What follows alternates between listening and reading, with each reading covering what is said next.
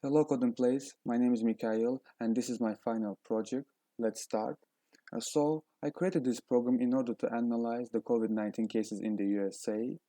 Let's start the program, and it requires our name, Mike.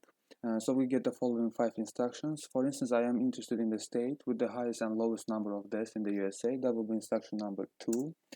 And we get the following information that the highest number of deaths caused by COVID-19 is in California, 63,000 deaths, and the lowest number of deaths is in Northern Mariana Island, 2 deaths.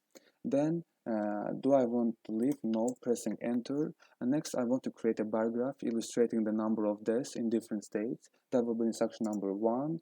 I'm typing different states, for instance, Arizona, of course, California, maybe New York, and last Virginia. That will be enough. Let's press enter. We can see the following picture was created. Let's open it. We see the bar graph, which is clearly illustrate that the California has the highest number of deaths, approximately 63, and New York is the second dominating state with the 53 or 54,000 deaths. That's interesting data. Let's look at the mortality rate of each state. That will be instruction number 5. We get the different data with state name and its corresponding mortality. I think that the New York has the highest mortality rate, 2.5, and the Utah has the lowest, 0.5.